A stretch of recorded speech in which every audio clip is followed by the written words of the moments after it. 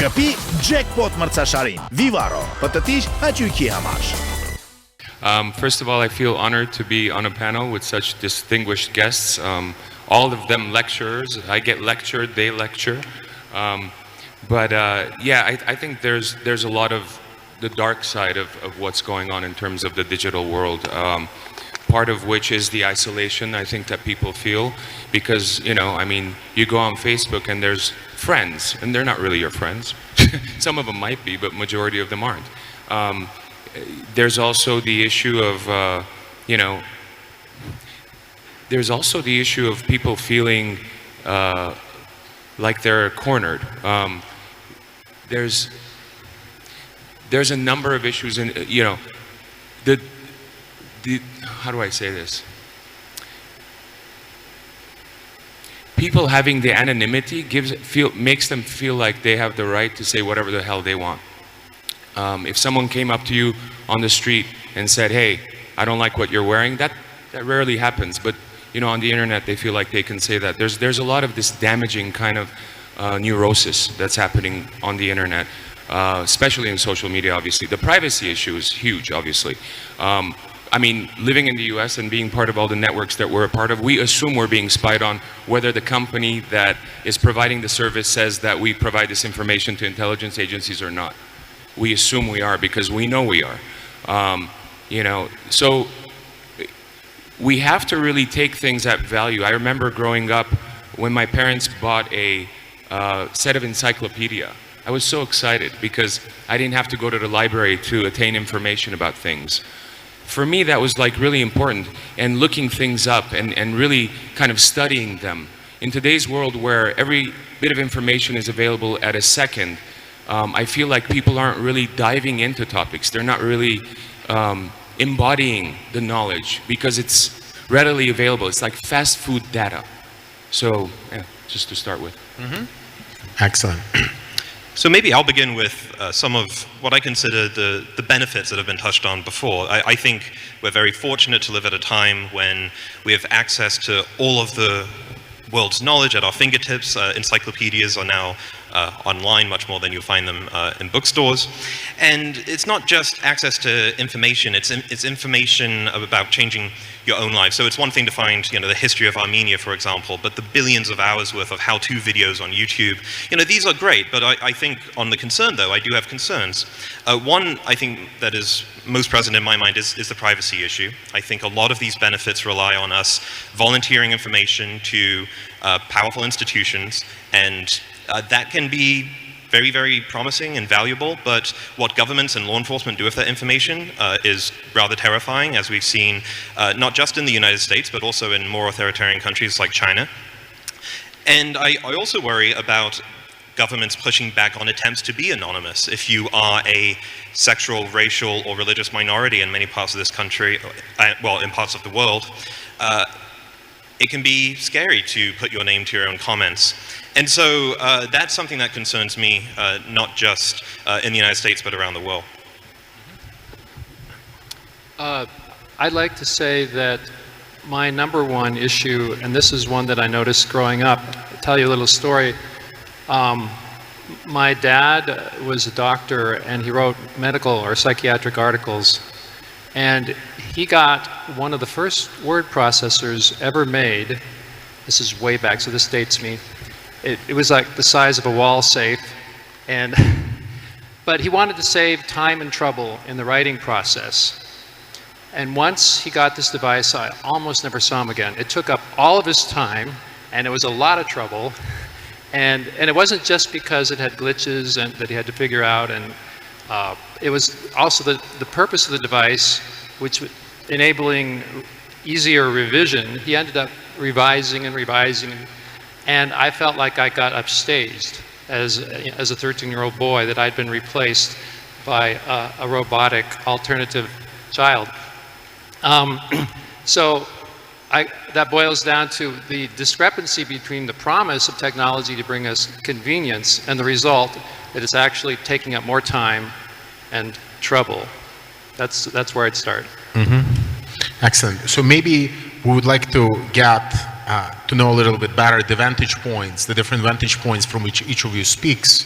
And just coming back to you immediately, maybe you can talk about the experience that you've had over the last few years, if not decades, right, of living with the Amish. And maybe you can tell the audience, for those who do not necessarily know who they are, what it is that they do and how they differ from the rest of us in terms of how they take up technologies. Yeah, if you don't know who the Amish are, it's a small religious sect that dates back to the early 1500s. They originally broke off from the Mennonites. Menno Simon was a Catholic priest who rebelled against the church and developed a huge following. And one of the things that makes the Amish distinct, and the Mennonites, is that for them, religious belief was a matter of choice. In other words, you weren't just born into a country and you became that religion automatically and you were baptized into it. They delayed baptism until at least the age of 18, the age of reason. So to this day, in Amish communities, you don't become officially Amish until you make the decision, and about a third or a fourth of them decide not to, but interestingly enough, most of them decide to stay on after they go through their Rungspringer, and there have been TV programs about that. I don't know if you've seen any. They go wild for a few years, and then they come back to the fold. For this discussion, there's two things that stand out for me. They use very little technology compared to the rest of the United States. And hand in hand with that, they are perhaps the most democratic group in the United States if you measure democracy by how much say you have in your life, how much you say you have in how your life is lived on a day-to-day basis. Because in every Amish community, they're all actively engaged in the discussion of how much technology should they admit and how should they regulate it. And they experiment with technologies and try them out and see if it's beneficial or not. So I think those go hand in hand. I don't know, it's a chicken and egg question. Are they really democratic because they use a whole lot less technology, or they use a whole lot less technology because they're really democratic? Excellent. I think that helps maybe to distinguish between two types of concerns that I have heard voiced in this first round.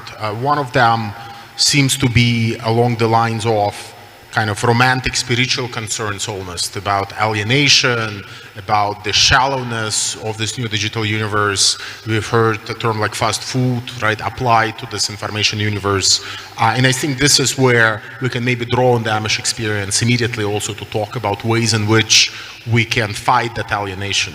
And the second set of concerns, I think we'll come back to them later throughout the panel, seem to be much more grounded in concerns about politics, rights, law, and freedom, right? So they are not necessarily mutually exclusive, these two, but I think it might help us just to coordinate a little bit better if we set aside this, separate at least between the romantic and the spiritual side and the political and the legal one. And I'm just curious if any of you have any responses to what we've just heard on this cautious, measured approach to accepting technology, how much of a reality it is for those of us who are not Amish. I mean, how much can we expect citizens to actually have any influence over the technologies that surround them, and whether there is any way for us to increase the power that they have in shaping the digital world that they have. Will they be able to shape the digital city or the smart city that will emerge, or will they have to live in the one that emerges? With the Amish, I think the degree of participation in the shaping of technology is exemplarily high. The question, I think, for us is how is it that we can make that a reality elsewhere, provided that we do want to make that happen? So I've written about the Amish too, and I do think that they provide a fascinating sort of case study for how we can think about technology. The theme of this panel is technology, democracy, and society. And we talk about democracy, and we usually assume that this is in political terms. We go to the ballot box, we put a vote in, presumably they're counted correctly, and the person who has the most votes win. But we don't really ever talk about democratizing other aspects of the world, like democratizing the economy, or indeed democratizing decision-making about technology. The one thing I've noticed as an elder millennial, I suppose, I teach students now who are born in the 21st century, which is terrifying. But I've kind of noticed them all, when I teach them, they've kind of become what we call technological determinists. They've grown up in this environment where technology's always been there. It's part of their ambient experience. And there's almost a sense of resignation that they can't really do anything about it. It's inevitable. And I think that one of the most insidious aspects of this is that sense of powerlessness, that people don't feel they have a meaningful say, because Facebook's always been there and it'll always be there. Google's always been there. My sort of message to the young people of this country, and indeed every other, is to say there is no inevitability of that kind. Ask really tough questions of the people who are building these things, who are making decisions about your future. Do not let them bind you and restrict your choices, because the technologies that we are facing, not just AI, blockchain, but genomics and nanotechnology, these will pretty much determine the nature and quality of your future. Do not resign yourself to the inevitability of this. You have a meaningful say in what your government invests in, where these technologies are placed, and only until we really get that sense of control, that people have a say in what technology is done, just as the Amish do, can we even really begin to start talking about democratic control of technology.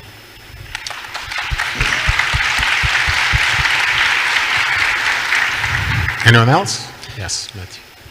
I was remarking backstage that I was fortunate enough to, when I grew up partly in the States, to live near an Amish community, and I think they offer a good example of how it is possible to lead a happy, fulfilling life without a lot of what we oftentimes view as necessary.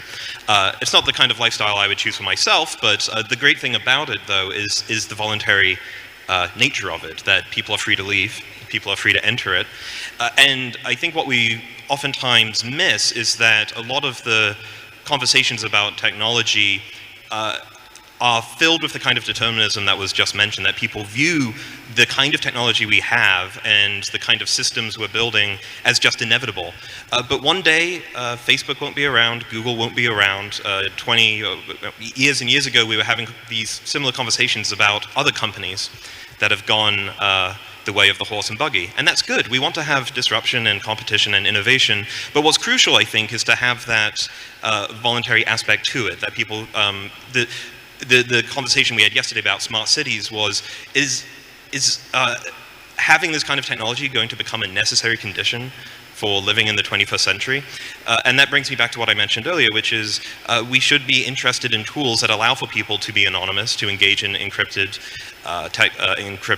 communication, and to find information and to share values in ways that they feel most comfortable. But that comes around through different governance structures, and that's what I hope to unpack more of. Mm-hmm. Sure. Serge, do you want to add something?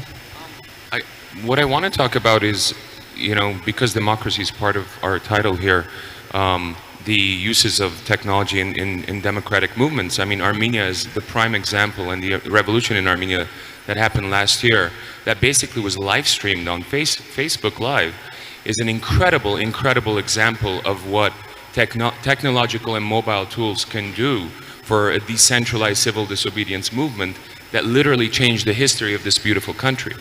I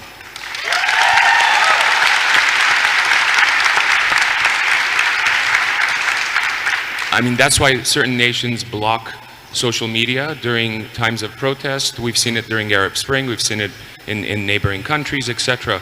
So it's a viable tool for democracy, but at the same time, we have certain leaders, which I think you can all guess who they are, using social media, dispersing fake news, creating their own kind of news system to take advantage of uneducated democracies. And that's really important here. An educated democracy versus an uneducated democracy is a huge difference in terms of democratic value.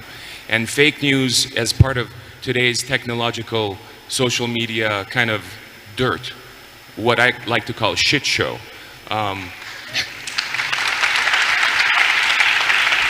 It's really something to be reckoned with. Mm-hmm. But maybe while we're on this subject, because I'm sure a lot of people also feel passionate about it, Do you see any immediate solutions to this problem you've identified? I mean, we know more or less instinctively how you could fight junk food. I mean, you can do food labeling, you can do standards, you can do all sorts of things. Do you see anything of that sort having a positive influence on the problem you've identified? There's many technological tools available to counter that, from the algorithms to monitoring, physical monitoring.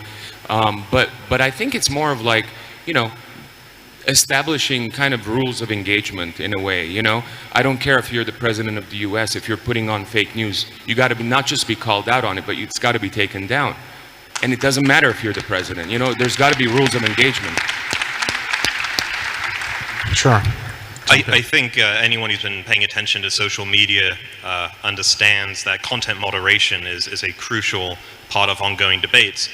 The problem, I think, is who's making the decisions, and here we're talking about Twitter, right? It's a private company, and it has rules about how you can function on its site that are much, much stricter than what are allowed, for example, under the First Amendment of the US Constitution. There's plenty of legal speech that Twitter doesn't allow, and there's been a lot of discussion about how to treat the president of the US here. The problem is, I think, and this goes to a larger social point, is I worry that we risk martyring our political opponents by engaging in what people call deplatforming.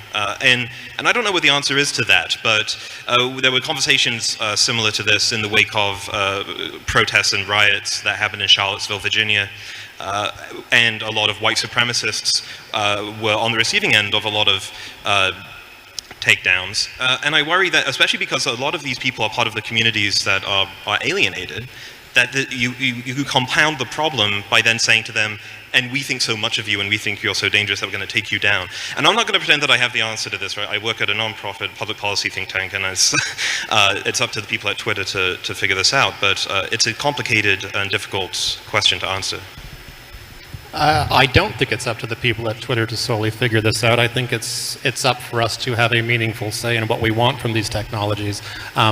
To go back but to for us as consumers, users, citizens, lawmakers, policymakers, human beings that are subject to these things, that are bound by the consequences and effects of them, yeah, I'm much more general in that. But if the question is what one thing could we do today to make the internet less of a toxic place, the simplest answer would be ban behavioral advertising. Behavioral advertising is basically 99% of Google's revenue stream. Google, for all intents and purposes, is an advertising company in the same way McDonald's is a real estate company. This myth that has been propagated that behavioral advertising is better for companies, it lets them target people with products they want, sells them things that they might need. It's just demonstrably false. It's not borne out by any evidence that I've seen that this behavioral model of advertising is better than contextual advertising. So what you could do is you could reconfigure the incentive structure of the internet to not make it as creepy as it's become, so you see ads for whatever it is you're shopping everywhere you go across the internet. That would be the single biggest change to have the most immediate impact to start railing back what you referred to as surveillance capitalism, this sense that you have to be tracked because we have things to sell you everywhere you go. Mm-hmm. Well, I'll let Eric jump in because he's been waiting, and then we'll come back to Matthew. Go ahead. I was going to say that I agree with what you're saying, but I think we're leaving something huge out, and that is that we need to carve out a much bigger space in our lives of disengagement from these kinds of media. And I think that's one of the secrets of Amish success. Their focus is on what they can do locally in their own family, in their own community, and they don't really care that much, maybe to a fault, about what's happening in the wider world. They just kind of trust. That's kind of the tack I've taken. I mean, especially after the last election, I stopped listening to the radio, and I wasn't doing the internet anyway, because I don't do that very much, except at the library when I get over there. And I don't have a smartphone. I just have, actually, I have this old-fashioned Star Trek vintage flip phone, which is just... And now, I felt a little bit you know, like I was being upstaged by other people's smartphones. So I wanted to come up with a technological compromise. So I was at a craft show recently where I was selling my soap, and for 6 bars of soap, I bartered and got this little inlaid box.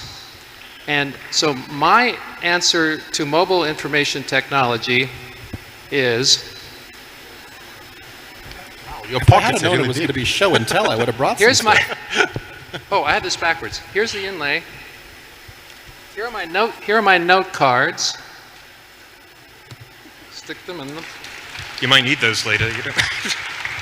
And now I have a nice glitzy box that I can carry around with me like everybody else, only I'm not linked to the wider world, and I don't have that electronic leash that jerks everybody out of their immediate here and now all the time. But you realize that's a very privileged position to be in, that many people all over the world don't have the luxury of making those choices. People are bound to these systems for work, for life, for communication. In some parts of the world, Facebook is the only source of news. I'm with you on the, you know, carving out your own personal space and keeping tech at arm's length, but like... But everyone can disengage to the degree they can and to the degree that's appropriate for them. Right. Well, I just wanted to... There's a lot to unpack. I mean, so I have a computer in my pocket, but it also has a phone, and it's also my calendar, and it's also my communication, email, text, and what have you. It's my travel agent, it's my shop, and it's a really nice looking box, and I could probably use this to find someone who'd be willing to sell it to me. But it can do that in large part because of the kind of behavioral advertising that was mentioned. And I certainly have certain concerns, of course, about data gathering, but the behavioral stuff doesn't worry me as much as other kinds of data collection. And I think also the data will bear out that if you ask people about the sort of information they're sensitive about, their buying habits are rather low on the list. If we do have some kind of crackdown on the use of behavioral algorithms to target advertising, you should prepare for a world without Google and Facebook, which is, maybe that's fine, right? I don't have a Facebook account. If you shoot me at my Gmail address, it will ask you to email me on an encrypted service, right? There's these, and this goes back to your point, engagement is voluntary, and there is this disconnection. And so I've disconnected from certain big firms. And I'll just finish on this because I'm aware I'm taking up a lot of time, but I'll just mention that if you look at Europe, for example, with GDPR, you'll find that these kind of regulations have actually helped market incumbents, that at least on advertising especially, Google has maintained, if not strengthened, its position in that market. So be aware of the unintended consequences of your reactions to this. I have some follow-ups, but Serge, if you want to say something in response. Yeah, fine. I'm just curious to what extent what you have just told us, Matthew, to some extent can be also characterized as a form of technological determinism along the lines that Eric was criticizing. Because is it really true that the only way to pay for all of these nice services that we've been enjoying is via behavioral advertising? Do we even know whether it's the most efficient way of doing that? I'll just give you one example. So right now, if you look at the world of artificial intelligence, you have 5 firms in the United States and 5 firms in China, each of which is spending roughly $10 to $12 billion a year on funding essentially the same set of AI technologies to classify photos of cats from photos of dogs and to classify, traffic lights from cars and so forth. And if you think about it rationally, it's a complete waste of resources. You have 10 firms building the same capacity that you could actually fund once and make accessible in one way or another to all 10 of them. Right? So to what extent we are prisoners of the models that we have, and those models were developed by companies that got there first because of their proximity to government, because of their proximity to venture capital or some other factor, and to what extent our being caught up in this nets prevents us maybe from imagining an even more efficient digital future where behavioral advertising wouldn't play a role, but will keep all of the goodies, the ability to things to see things on YouTube, the ability to look up things on the internet immediately. Why do we have to tie it to behavioral advertising as such? So I want to make it clear that I'm not making a defense of the model per se. If someone has a better idea to build a better service, then you should absolutely be free to go and do that. Take an email, for example. You can use Proton Mail if you're worried about the amount of information you're revealing to third parties and you're concerned about what a company might do with that information. But it's a subscription service. There is a free service available to people who use Proton Mail, and it seems as if, to take their own example, that their business model is that they're basically betting that enough people will be willing to pay for the premium service that it can help subsidize people who want to use it for free. Will that be a successful model? I don't know. It's too soon to tell, but I'm glad that they're free and available to test that out. What I worry about is that when we push back against with these concerns, we'll end up making this kind of business model more and more inevitable because the first movers can entrench themselves in the market. I want a world where anyone who feels like they have an idea that's better than Google, that doesn't rely on this kind of behavioral tracking, that they're free to try and do that. But unfortunately, many of the criticisms of so-called big tech will, I think, in the long run, just make these companies stronger.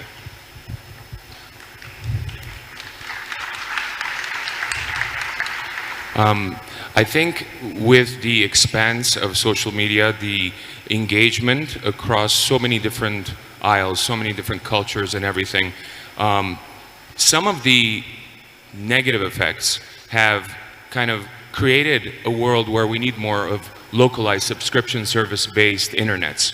Smaller communities exchanging interests and information on a much more honest basis, much more intimate basis.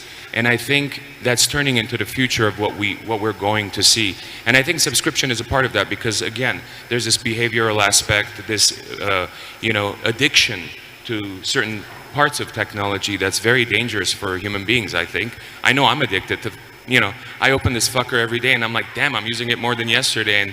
And, so it's kind of like, to get around all this, there's restraint, of course, which is very important. But I think we're going to see an evolution in how these technologies are used based on, this is like a new thing. I mean, I didn't even grow up with, when I was born, there were no cell phones. There was no bottled water when I was born, actually. That's a bigger statement than cell phones. But, I think we're going to see how we, as a reaction to human beings and how we're evolving, these technologies are going to evolve around us. And there's an argument to a certain point that some technologies have evolved faster than us. And it's taking advantage of certain aspects of human, psychiatry and all of this stuff. It's stuff to think about. So here's the problem as I see it, and maybe I can take a straw poll from the audience. How many of you, raise your hands, how many of you subscribe to Netflix? How much do you pay? Like $7, it's about £10 or £12 now. Okay, put your hands down. How many of you would pay the same amount for Facebook? That's the problem.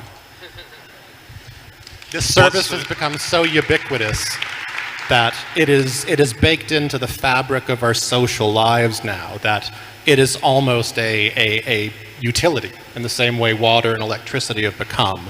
I'm not saying we should socialize Facebook, but I think that indicates what the problem is. We're willing to pay for a subscription service that is based on behavioral advertising, which Netflix uses to tell you what to watch next, but we won't do that for Google and Facebook because maybe they've been around longer, but until you can catalyze people to put a value on that service and not have their information be how it's paid for, I think we're kind of mired in the paradigm we have. I'm actually paying for, I'm actually paying for Facebook. How am I paying for Facebook? Okay, so when people when I first put up my Facebook page as an artist, people subscribed, and a lot of people subscribed over the years. And at first, if I put out an article in The Guardian or something that I thought needs worth sharing, everyone on that list would see it. I mean, everyone. And of course, in the last, 2 years, they've been basically, they've decided to basically sell you access to your own friends. So that's changed the game altogether, but they're still advertising, right? They still, it's not like they stopped advertising. So now we've got to pay to get access to our own friends. Of course, this is not for everyone. This is limited to maybe influencers or whatever. Same thing's happening with Instagram. So they are actually starting to utilize the pay aspect in a different way than normal subscription user-based, but that's still not stopping. I mean, these companies are going to maximize their profits no matter how. They're going to figure out every way to drain as much, money from our purses as possible. They can run their network and still make billions of dollars a year. But I agree that I think we need to be, we need to think really smartly about what we allow these companies to do, what we allow these governments to do altogether. There was an interesting answer to the, yes? So the poll that was just conducted, I don't see that as revealing a problem per se. Netflix and Facebook are different services. I mean, I pay a subscription for my phone, but I wouldn't pay for a subscription service for my groceries. You don't go on Netflix to find your sister's baby photos, or to say that you're going to attend an event, or to say that you like a certain rock band, or something like that. They're different. And I think that's worth keeping in mind. We shouldn't make apples and oranges comparisons here. It's totally fine to say that something like Facebook today should be based on a subscription model, but then the answer is, well, why? And this, I think, gets to the broader point, because people find it kind of creepy, right? That there's this kind of what people call surveillance capitalism here. And what I want to briefly touch on is, I don't know if we'd be having this conversation if Hillary Clinton was the president, the British voted to remain, and we didn't have the global recession. What we call technology problems are often downstream from political and cultural problems. And we should keep that in mind, I think. I disagree. I think we would be talking about them, but we'd be having far more productive discussions about them, as opposed to the kinds of ones that we're having now. So what do you mean by that, right? So what would be, if the British had voted to remain in the European Union, what kind of conversation do you think we'd be having about technology? Well, we could talk about the conversation that people had in the lead up to Brexit, and how that conversation was shaped and influenced by external forces. We could talk about that in the US election too, if you want.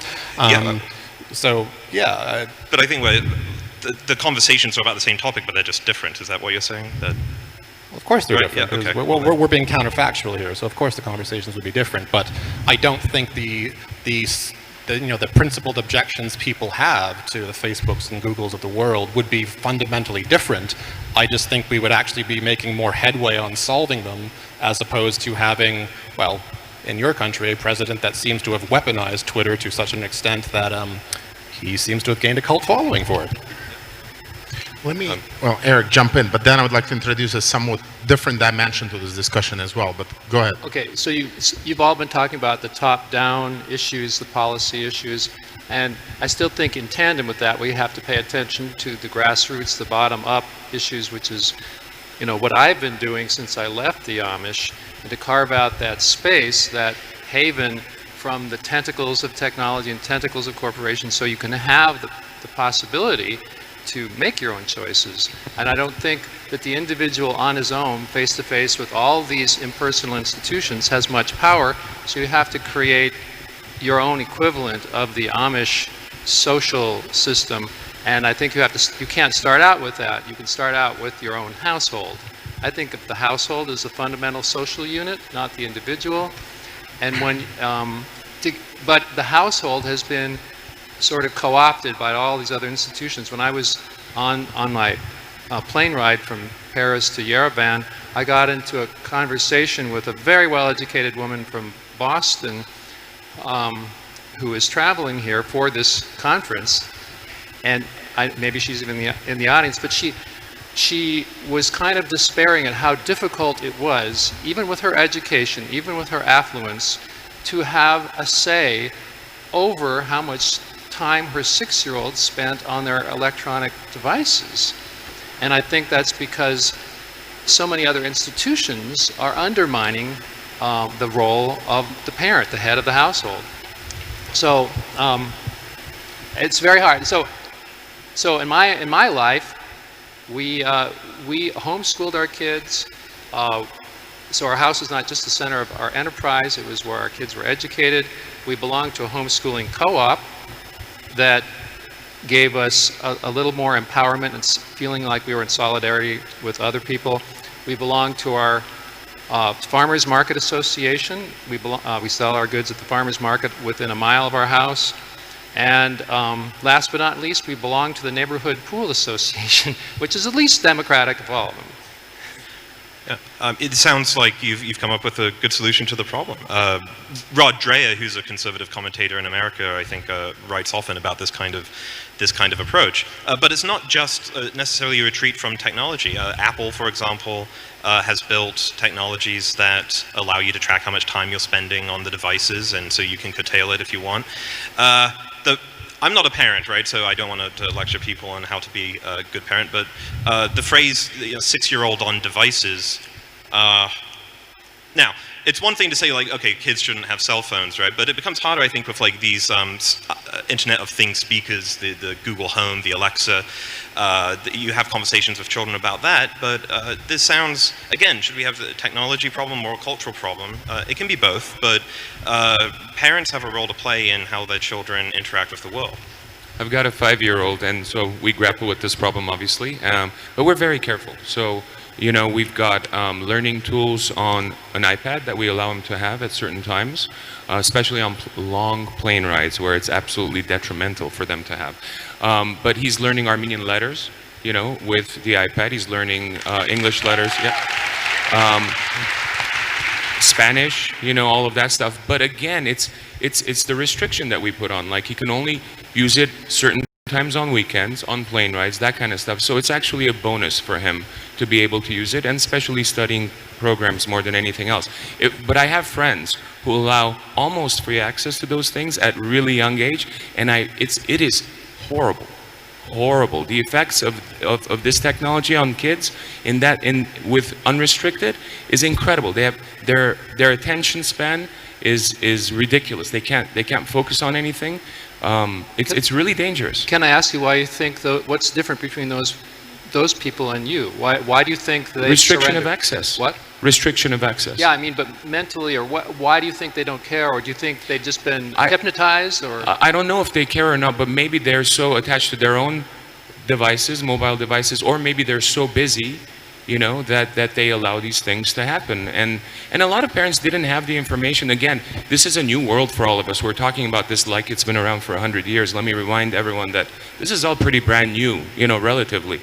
And so parents may not have that information and may just think that it's, you know, because they use it when they want and it doesn't affect, maybe they think it doesn't affect their psychology, maybe they think it's okay for their kids.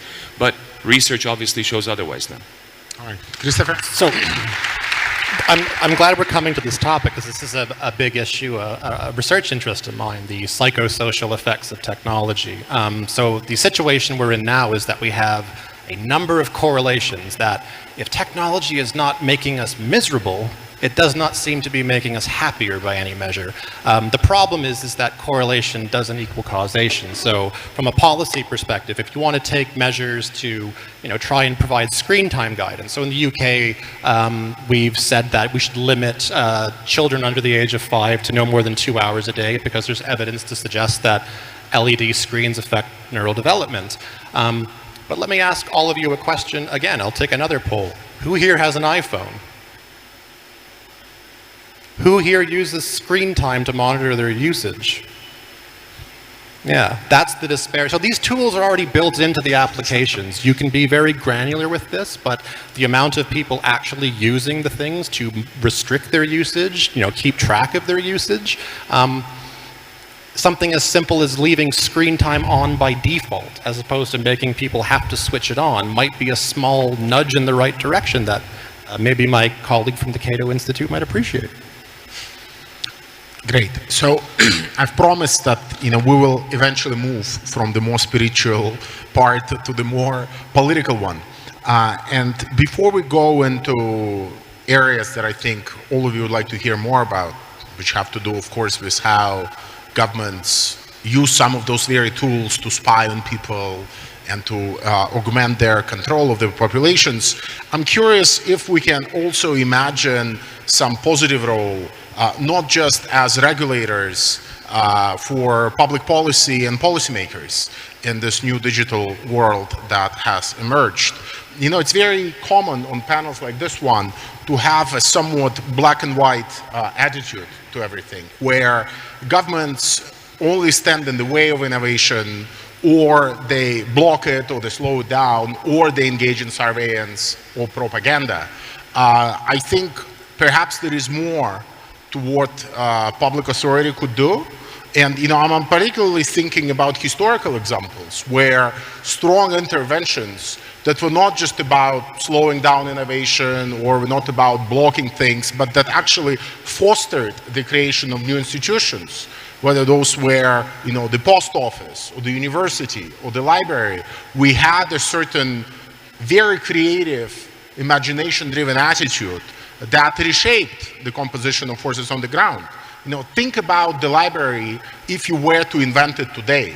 You know, if you were to invent it today, you would probably charge some startup who is monitoring every single page that you read and charge you for every single letter that you've read and to charge you for every single page you've turned, and where everything would be offered as a service to you, and it might look very innovative, but it would not necessarily have the same accessibility and the spirit of egalitarianism which informed libraries when they were built originally, right? With the spirit of perhaps even suspending some of the most restrictive copyright laws in order to facilitate greater access to knowledge. And my question in such conversations always is, what could be the 21st century equivalent of a library?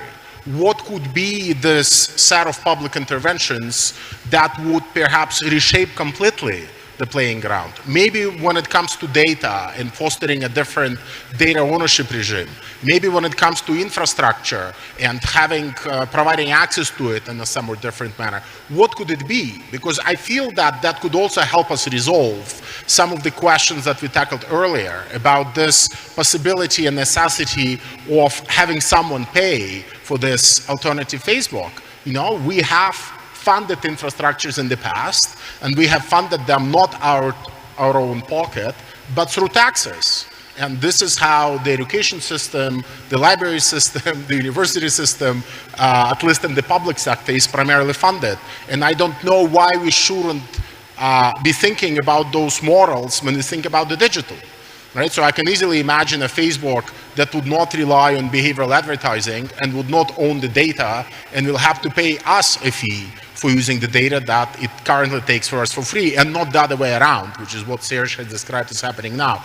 So I'm just curious, before we move into this more negative part of surveillance and propaganda, whether you can imagine any of these public interventions that could actually foster a more accessible, equitable, digital economy and digital society.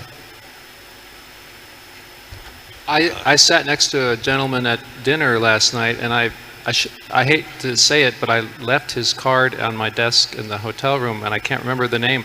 But he was describing his company. I think he's here in the conference, that is all about what you just said. It's an alternative platform that is uses blockchain, that that the resources stay within the community. It's a non-profit, so it's not even, there's not a profit motive involved. And does anybody know who I'm talking about? Is he in the audience? What? I think it's every second person in this audience. It wasn't all me. It was, not that I'm saying that isn't also viable, but that's when you need a smartphone, Eric. You remember this. Well, or just remember to keep the car. I thought it there, and my wallet's getting too thick. I'll leave it on the table. But anyway, anything related to public policy and interventions you can imagine? That's $1 million question. So rephrase the question for me. What public policy question? What's the library of the 21st century? Well, I'm not necessarily trying to create another library. I'm just asking what could be that set of interventions that would help us go to a very different stage and a very different model, where we are not just dominated by companies or by NGOs or the blockchains or the AI, but where we have a very different attitude also to fostering collaboration and coordination, because ultimately that's what we want, right? We want citizens to some extent not just be alienated and be measuring how much time they spent on the iPhone and then to be restricting access to apps. Perhaps we also would like them to play a more active role in democracy, right? As people in Armenia have done earlier this year. We would like to foster some kind of sense of civic participation, and it's possible that there are institutions that we can build, like we've done with libraries, universities, post offices, and whatnot a century earlier, that would do just that task. Okay, so maybe this is a very cheeky way to answer the question, but maybe the library of the 21st century is just the library, and what we need to focus on is the literacy skills that are required to read the books in that library in the 21st century. If you want a really clear model, right here in Yerevan, there's the Tumo Center. I think that this is probably one of the most inspirational models for education I have seen. I never graduated high school. I hated it. And if a place like Tumo had been available when I was growing up in Toronto, I might have actually graduated, but I think what we need is not just literacy in the reading, writing, mathematics sense, but a tech literacy, a social literacy, and I think that Tumo provides kind of the precise model for if I was allowed to design an education system, I think they're onto something.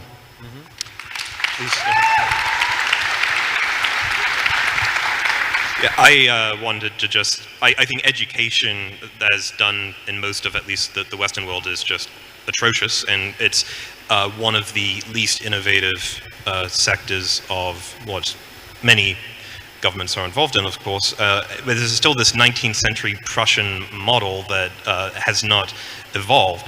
And anyone involved with technology, I hope, keeps an eye on education as ripe for disruption. The problem is, in many parts of the world, it's difficult to compete with a monopoly on education. But I wish people interested in this well, because you have, there's Khan Academy, there are all these great websites, but it's difficult to take off in jurisdictions where there isn't as much choice. There are some jurisdictions in Europe, I think it's Germany, that, you were mentioning homeschooling your children. Well, try doing that in Germany. You can't, it's illegal. So, yeah. First of all, I'm a big Tumo fan as well, and I work with them, and I think they're amazing. The model is being replicated actually around the world because there is the need for it, and it's growing within Armenia. But when you were talking about a 21st century library, the first thing that popped into my mind was Wikipedia. However, it's again donated kind of platform that provides free information, no subscription necessary. The only thing about it is, factual checking is an important aspect that needs to be added to that type of thing. But it would be interesting to have that type of free access to a library of sorts. You can get a lot obviously on the internet today in terms of information and data. It's just the deciphering of the value of that information, the integrity of that information, which is really the issue that we're grappling with here. Because it's, democratized, if you want to use that word, having to do with the internet, which is a positive thing and a negative thing. I'd be remiss if I didn't take this chance. So, this is my first time to Armenia, and I've been absolutely overwhelmed by how kind and just wonderful everyone has been. But I always find when you go to a new place, if you really want to understand a country, talk to its young people. And there's a small army of volunteers and young people here who I've tried to talk to. And it's been made really clear to me in just a few days that education here is perhaps in need of a reform. Now, I'm a university lecturer, and I get away with a lot more than I probably should. But what I hear from the people that I've spoken to is they want to be inspired in their teaching. They don't want to be lectured at by the great man on the stage. And I think that to inculcate that sort of sense of education, you have to be courageous as educators, courageous as institutions, and think laterally and outside the box, just as Tumo does. But you need to apply this to all of your institutions, because if you want to prepare people for this brave new future we're entering, you basically got to keep one step ahead of what the machines are not yet better at you at. So I would be really remiss if I didn't urge anyone in this room who's involved in education to listen to your young people, because just in a few days they've made really clear to me they want a different approach. Yeah, I might as well say something about homeschooling since you mentioned it. And the beauty of homeschooling, when you also run a business out of the home and do all of your creative endeavors out of the home, and also you're a musician, I'm also a musician, but not as accomplished as you are, is that your children pick up all those things without your intending them to. In fact, that the lessons that I tried consciously to impart on them, they all just went over their heads, but the things I never dreamed that I was teaching them are the lessons that really took root, and for good and for bad. But for good, on the good side, just the fact that I would have rehearsals with musicians in my house and I would arrange the parts. I'm a pianist and I'd have little chamber music groups and I'd change the parts. My youngest son, I didn't know all the time, he just soaked that up like a sponge from the age of 3 on up, and now he's a composer. He's in his senior year in college. He got a full ride scholarship for composition, and I didn't even know. He just started on his own composition. I can't compose myself. I couldn't for the life of me, but yeah. That's the kind of lesson that happens when there's a theory for this. It's called the loose parts theory, I think, that kids need to be in an environment where they have the building blocks to create stuff. And he had all these loose parts around the house. When I had construction going around, he was building things out of the parts, and so I think that's part. The loose parts in the home. There's so many loose ends happen. There's so many building blocks. You don't have control over it. You don't direct it. It just happens because it grows out of the environment. So I might not have written one of the greatest rock records of the 21st century, but I played a little bit in my time, and I think you'll agree with me that from a young age, music and arts don't just prepare you to be a musician or an artist. They help, configure how you think about the world. And when you think about the world as an artist, it trickles down into how you think about economics, philosophy, politics. So why I like the Tumo model is that it encourages that. So that is what I would get at in the home. This is not just a pitch to say we should all be musicians. That'd be great. But having the courage to emphasize that, because in a lot of countries we've cut funding for music, arts, drama. I was lucky enough to go to an art school where I could get away with doing all this stuff all the time, but we cannot build a robust education and prepare people to be able to challenge and push back against the systems that are being built for them unless they have a little bit of artistry in themselves to be able to be poets in their own right and speak their own truth. So that's part of how I would reconfigure education here, because maybe we should all be a bit more like Serge.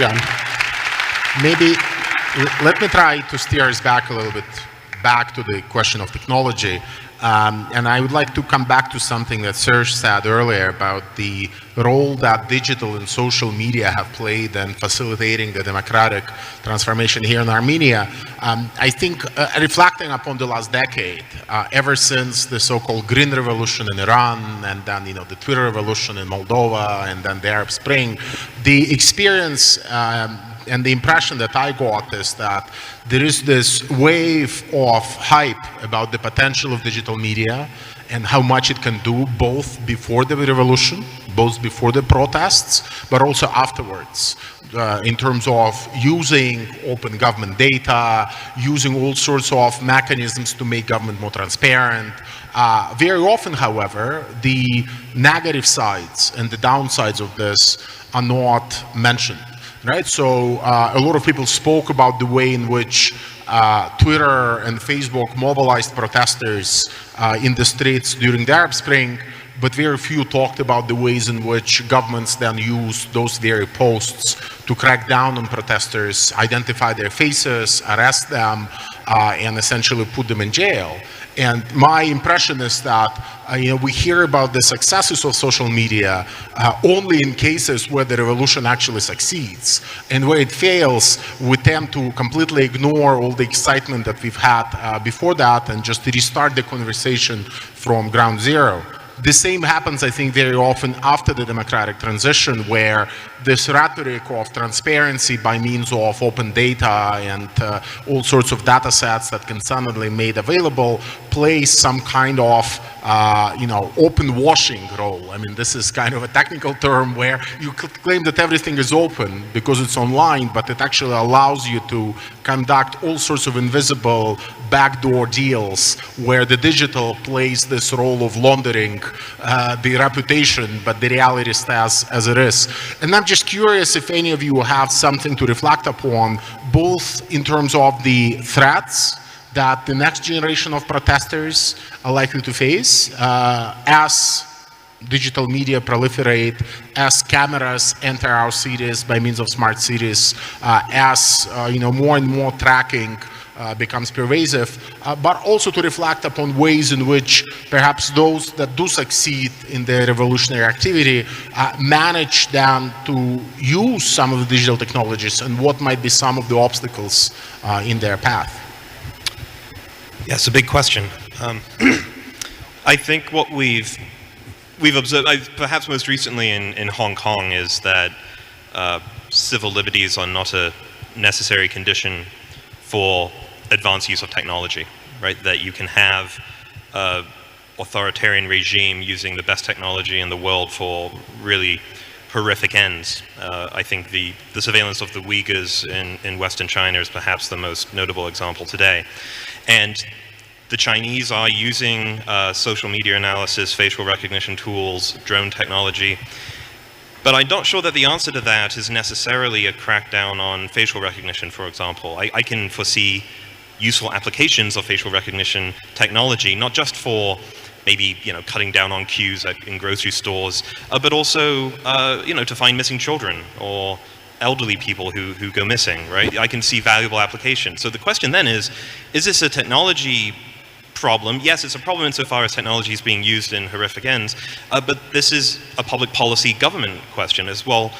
We should have rules in place that make sure that these kind of applications of this technology can be curtailed.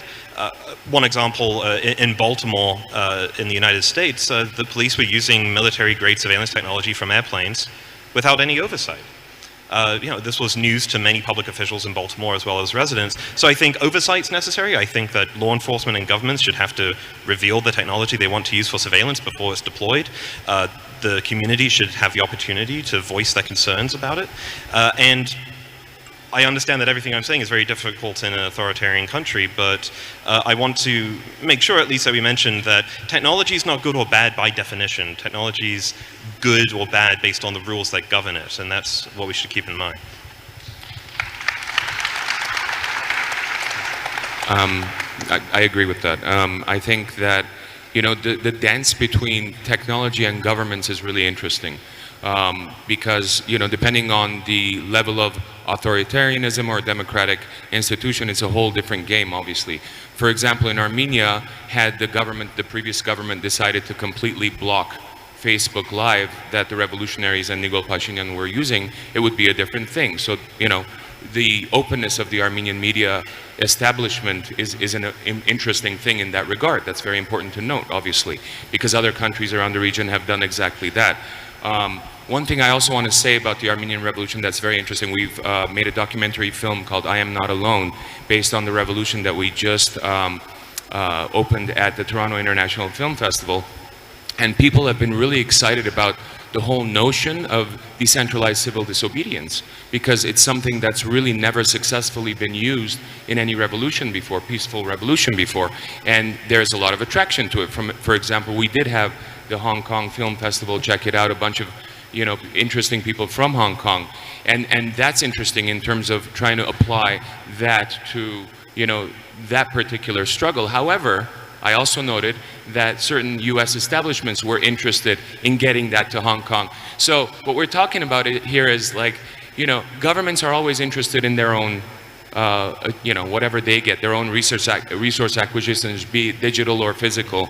And we have to be really wary of that, whether it comes to democratic civil, this type of civil disobedience in a country or not. We have to really note what is the role of, the population, what do they really want? It worked really successfully in Armenia, and I really think it can work elsewhere around the world.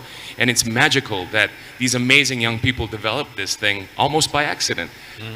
So I think there's a lot to learn here. It's that dance between governments and technology, and the openness with which but as a public, I think in every country we might have the ability, at least through legislatures, if they're kind of open, or at least using social media itself to start petitions and saying, we want this type of openness, we want this. You know, even an oppressive regime, as much as they may not do it, they will take into account public opinion.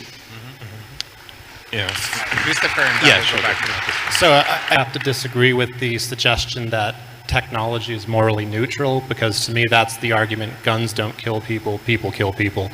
Certain technologies have moral values baked into them by their very use. But when we talk about social media, what we're talking about is dual-use technologies, technologies that can be used for private civilian good, but in the wrong hands could be weaponized to do the exact same thing. I mean, GPS is one example. This was a technology developed by the military that was too useful to restrict just to the military. AI, facial recognition, big data, all of these things you could walk through the wonderful hall out there and see. All of these things have good usage. You've mentioned some of them. What the problem is what we do with them.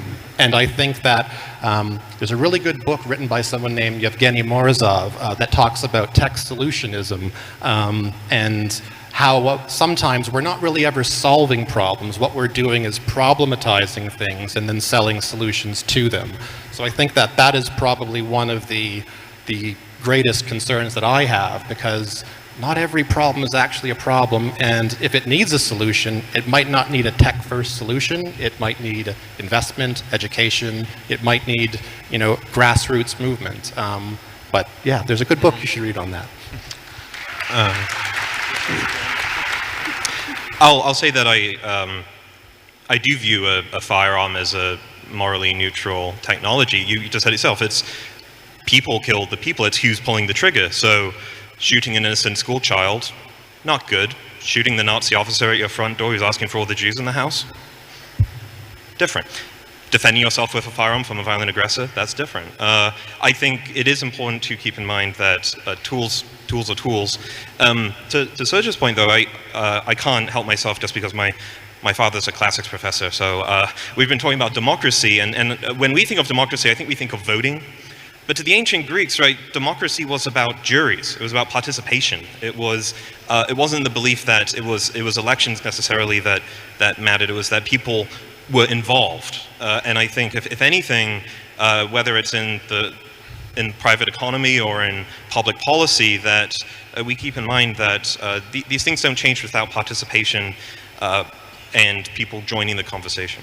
So let's be clear, if we're going to go into history, ancient Greece, only men of voting age had votes. This was a small fraction of the population, so it might not be the best referent for how we think about democracy today. I was remarking on the system, not the sexist system or the slave-owning system of the ancient Greeks. Not sure I have to say I'm against slavery, and I believe in political rights for women. I love sitting between these two guys. It's really fun. Can I add an aside about ancient Greece? You should ask me. Oh, can I ask an aside? That's fine. Sorry. So another thing that I noticed when I was flying here was that my trajectory took me roughly over the site of Troy. And Troy is the classic epic struggle, I think, between the top-down solution and the bottom-up solution, the democratic solution. So I think that the apple of discord that triggered Troy is also anticipates the modern Apple computer because it's, you know, who has the most power today? It's the people at the top of these tech corporations, and Odysseus I see as sort of with his Trojan horse cracking the code of the top-down company and causing it to collapse, breaking the walls, breaking the encryption. So that was just a thought. I don't know, that leaves me neither here nor there, but you can follow up on it. Wow, well, go ahead. So is Priam Apple? Is this who's... I mean, it's kind of a loose analogy. Okay. I like it. We can work with it. Yes. I think from the Amish to Troy and from Hong Kong to Wikipedia, you see we cover quite a lot on this panel, but in the remaining 6 or 7 minutes or so that we have, I think instead of ending on a negative note, I would really like to know what is it that you're optimistic about as you look at this landscape of technologies which are suddenly more accessible but also potentially more dangerous. Is there one reason for us to be optimistic, and what is it that we can do for that optimism to remain? Because I think it's very easy for us to fall into this cyber utopian trap and to simply think that once technology is everywhere, we will have peace, equality, and justice. And very often it's the opposite. So what is it that we should be optimistic about, and what is it that we should do to justify that optimism? I truly don't think that you can have a proper democracy without proper education. And when I mean proper education, I don't just mean academic, I also mean cultural. And I think that whether we apply it to technology or don't apply it to technology for the future, I think nations that are more well prepared, you know, academically, culturally, seem to be dealing with this technological, you know, positive, negative balance way better. So my solution is not a technological one, although it might include technology, but a scholastic one. Not that it's my solution. I just think that that's where we've been lacking. I mean, whether you look at the East or West, the cutting of education, public education, across the board has been the single most dangerous human factor in our modern history. So, well, Matthew just told us that it's the monopoly of the state on public education that seems to be the problem. So you seem to be disagreeing there quite heavily. Sorry? Matthew just told us earlier that it's the monopoly of the state over the education system that seems to be responsible for all this backwardness. No, I mean, there's room for both public and private education in the world. I'm not against either, obviously, but I really feel like, you know, majority of the people in any country are publicly educated. That's the truth, you know. And as long as that's the case, to raise the level of society, you need to spend money on that. We've been cutting, in the US, for example, we've been cutting education since Reagan's time. And because of that, we have a lot of this defragmented society that can be very susceptible to fake news and a lot of things that are happening right now, a growing margin of right-wing, you know, people and all of this stuff. And I just feel like the problem is not in the solution is not in technology, you know, it's in something else that's deeper and older. Right. Christopher? Yeah, go ahead. Yeah. So I refer to myself as a skeptical optimist in that I am optimistic about our individual and collective capacity to better ourselves and improve our institutions, improve the processes through which we make decisions. I'm less optimistic about corporations to do that. And what I think one of the challenges we face now, don't get me wrong, I'm very thankful to be here at WCIT. This is wonderful. But we are in the middle of yet another sort of, you know, bullshit hype cycle around AI. And it's not the first time we've been here. People is that it were a around. technical term? It's a technical, yeah, you can look it up. It's in the dictionary. But, you know, people who remember the mid-50s and 60s and the first AI winter, the second AI winter, I think one of the risks we have is that we shouldn't oversell and under-deliver what we're going to do with this technology. I think that if we're going to remain optimistic, we have to be pragmatic and realistic that AI, genomics, nanotechnology, this isn't magic. It's fundamentally math. And it means that we need people who can do good math, but also people who can apply that to context responsibly. And I am optimistic because I think if we look back over the history of technological change, we have surmounted obstacles before.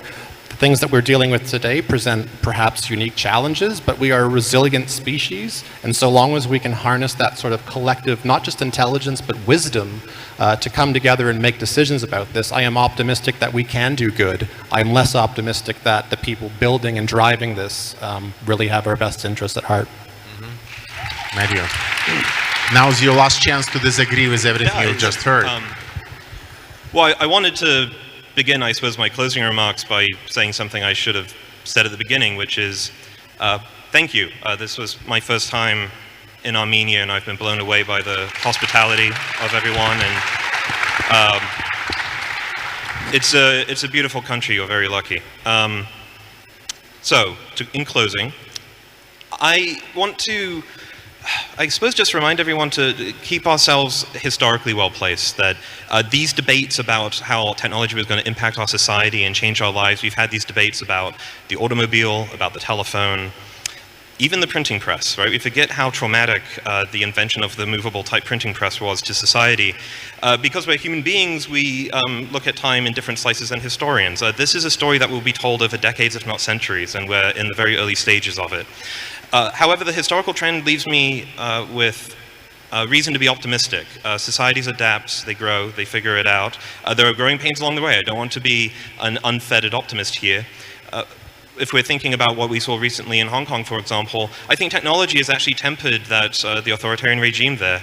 We are getting to see what's happening to the Uyghurs, which we wouldn't have seen in the 60s or 70s if that had been taking place. I hate to say it, but I think if what has been happening in Hong Kong had happened decades earlier, we would have had another Tiananmen Square, because it would be much easier to keep information closed. So long term, I'm an optimist, but I don't want to pretend that there are going to be growing pains, but we should be ready for them. All right. Eric, you have the last word. Oh, I was going to say, from my own point of view, when I look at people like myself, I'm very optimistic. People who recognize that they have the power to govern their own lives, or govern with others, govern their communities they live in, or the associations. And yet I'm also very pessimistic when I look at the corporate world that's driven by the profit motive, and I don't think that's going to go away. And I think of Troy again, I think that it's going to be an unending cycle and an unending struggle and vacillating back and forth. There are archaeological ruins. There's 7 or 9 layers of Troy. The city was destroyed and rebuilt something like 9 times. So I think it's just going to be an ongoing struggle. Well, on that note, I would like to conclude. If anything, we got a fantastic history lesson. It's been a fantastic experience sharing this panel of distinguished guests, and I hope you enjoy the rest of the day. Thank you very much.